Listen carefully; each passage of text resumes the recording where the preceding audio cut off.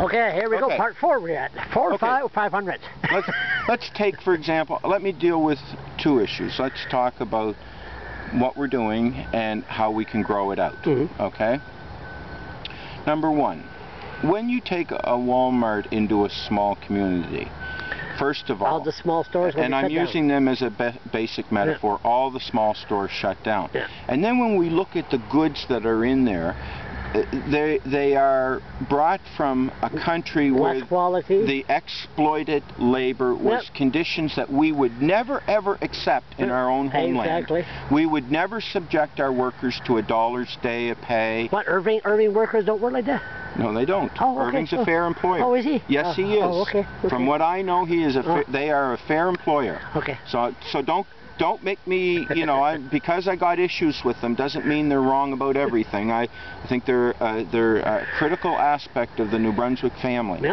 And at least they're us. That's one of the things. They're our head office. They are our people.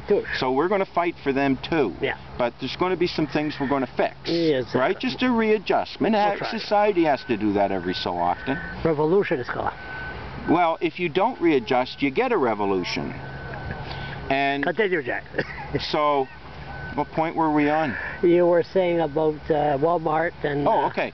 So yes, I'd be all for favor of unionizing those employees and saying we are going to stop the exploitation here. I want you to report your store profits in New Brunswick and pay your taxes here in New Brunswick.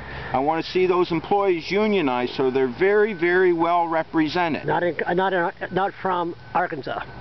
No, just, you know, I want to make sure that our local people, if they're employed at Wal-Mart, that they're unionized and they got all the benefits and rights and services of a unionized and together, because if we're going to do things in society, we have to do them together. People have to band together and say we can do things together. Now, they could say, that will drive Wal-Mart out and we'll lose all those jobs. What will happen, just like dandelions in a garden, you will see those small businesses start to sprout up. They will.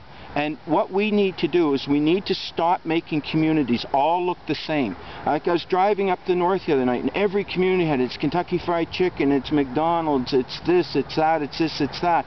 And it's just sucking money right out of the community and it's not circulating through the community. So it would be far better to have restaurants there that were, you know, with different kinds of food that was grown here, develop a culture. That was 50 years ago.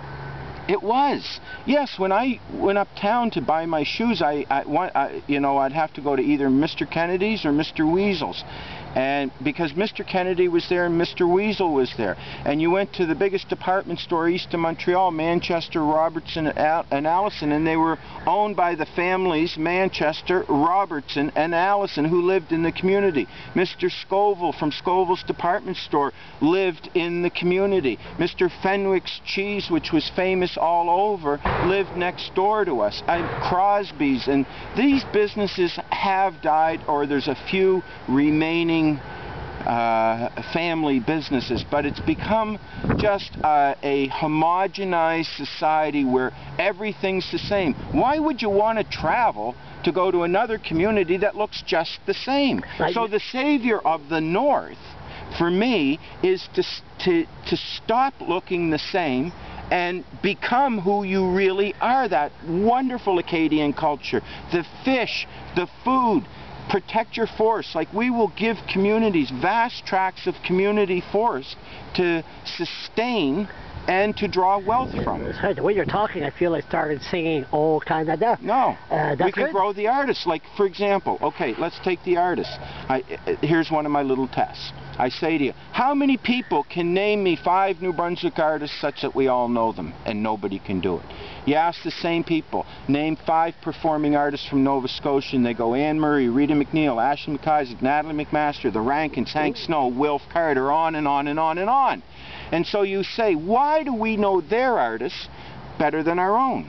And the reason is we don't play our artists on our radio stations, or we don't develop our own culture.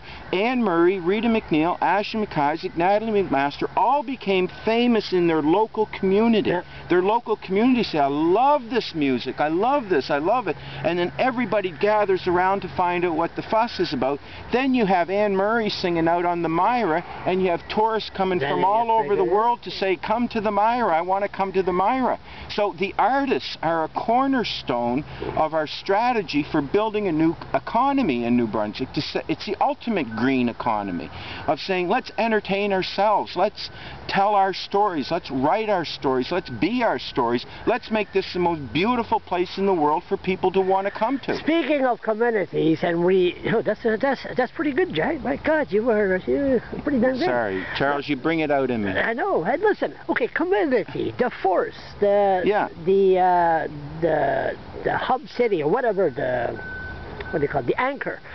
How come we don't have no talk shows? Well, again, I mean, because maybe people don't want us to talk. Irving had it, CFBC 93, Talk of a Town in St. John. Irving had that shut down. Yeah. People were starting to talk and condemning the Irvings. And that was it. I mean, it was the only province in Canada that don't have a talk show. Well, Tom Young does not have a talk show. Don't say nothing, but... Well, it's your show, not mine. I think, as I say, that the new generation coming up, and I think even Jim and Arthur Irving, Mr. Arthur and Mr. Jim Irving. And Jet was a nice guy. He was. He was a nice guy. He was a beautiful man. Yeah, he was. He really was. Yeah. I think they are good people. Oh, yes, they are. I know them. Yes, I know them too. You know, they were good to me. And so I don't come at them with this... in fact, it's kind of like the censorship I'm going through. I'm overcoming a lot of personal feelings to challenge them.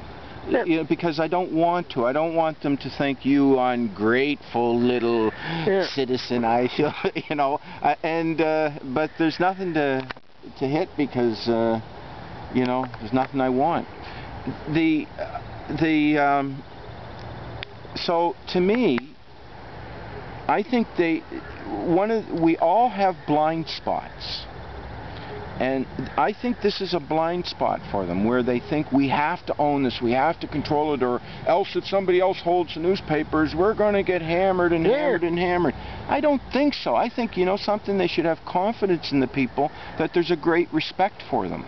And we feel that they're a very dignified, and that they have been passionate about New Brunswick, and that one of the reasons they're so powerful in New Brunswick is they keep bringing their success home to New Brunswick. And how come we don't have no talk shows? Yeah, well, again, a blind side, you know, I mean, it's that blind side that I say... Does it cost a lot of money for talk shows, or...? I'd do one for about probably $50 a show. Yeah, I mean, you know, I'd do it for free. You would be good, you. Holy Jesus. Yeah. Okay, part. All that.